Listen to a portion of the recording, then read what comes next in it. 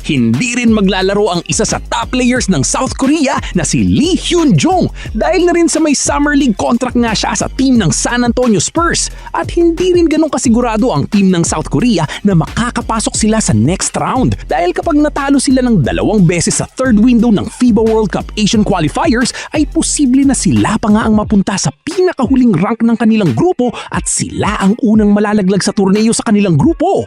Ang Gilas naman sigurado tayo na pasok sa second round dahil na rin sa ang team ng Guam ang malalaglag sa ating grupo.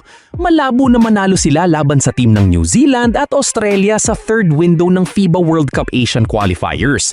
Yun nga lang, pagpasok ng second round, kailangan talaga na maging halos perpekto ang ating record laban sa mga teams ng Jordan, Iran at Syria. Silang tatlo ang mga teams na makakalaban ng Gilas sa second round. Kapag nagawa ng Gilas na magkaroon ng perpektong record laban sa mga teams na ito, ay pasok na tayo sa FIBA World Cup na gaganapin sa Qatar. Problema nga lang ng Gilas may kakayahan rin ng tatlong teams na ito na manalo laban sa Gilas team. Hindi nalalayo ang lakas at galing ng ating team sa kanila. Halos magka-match nga lang. Hinihintay naman natin na matapos ang naturalization ni Benny Boatwright dahil na rin sa magagamit talaga natin siya sa Asian Games. Dalawa sila ni Justin Brownlee para depensahan ang ating championship title. Magiging competitive ang laro sa Asian Games. Dala na rin ng hindi magpapatalo ang host na Japan at yung mga teams na kagaya ng China at Jordan ay gustong makabawi laban sa Gilas team. Kaya mukhang kukulangin pa ang JB at Benny sa paparating na Asian Games. Ito ang ating nakikita. Halimaw rin itong si Kenneth Lofton Jr. sa China dahil na rin sa 1.5 billion content ang nagawa ng mga Chinese tungkol sa player na ito at papataas ang numerong ito dahil na rin sa patuloy na naglalaro si Kenneth Lofton sa CBA o Chinese Basketball Association. Gustong-gusto rin ng mga Chinese basketball fans itong si Kenneth Lofton at ang sigaw nila ay mapabilang siya sa team ng China sa pamamagitan ng pagiging naturalized player. Hindi lang matatangkad ang frontline ng China kapag nagkataon, kung hindi ay mas titigas pa ito kapag naglaro nga si Kenneth Lofton para sa team ng China. Sigurado na nga na maglalaro si Lee Hyun-jung ng South Korea sa NBA Summer League para sa team ng Spurs at posible rin na ganito ang mangyari kay Kai Sotto, lalong-lalo na kung meron talagang isang NBA team na gusto siyang subukan sa NBA Summer League. Pupunta sa US si Lee Hyun-jung sa June 25. Ito ang nakita natin na update sa isang post ng Korean basketball blogger at natural tuwang-tuwa naman ang Koreano.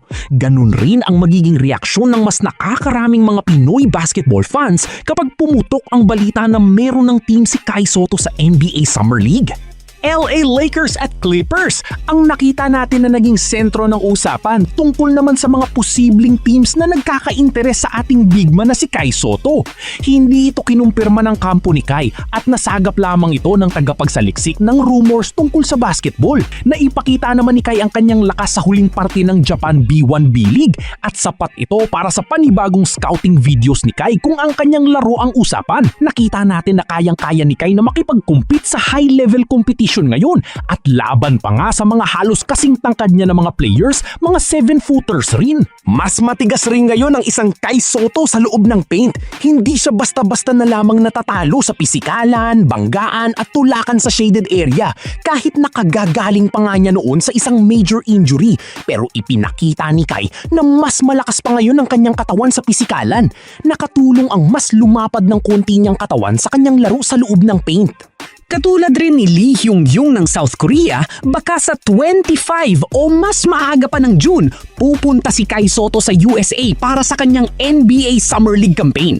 Gusto lang talaga ni Kai na umabot sa NBA habang nasa kanyang kalakasan pa. Ito talaga ang isa sa kanyang goal, ang maging kauna-unahang homegrown Pinoy na makakapaglaro sa NBA. At mula dito, posibleng masundan pa. Mas dumami ang mga Pinoy players na magkaka-interes na subukan ngang umabot sa NBA. Pagkatapos ng NBA Summer League, dito na magkakaalaman kung ano ang magiging susunod na hakbang ni Kai Sotto. Depende na rin sa resulta ng kanilang NBA Summer League campaign. Dito na mas lilinaw pa kung sa US NCAA Division 1 ba maglalaro si Kai o babalik ba siya sa Japan B-League. Kung hindi naman kaya ay sa ibang liga maglalaro.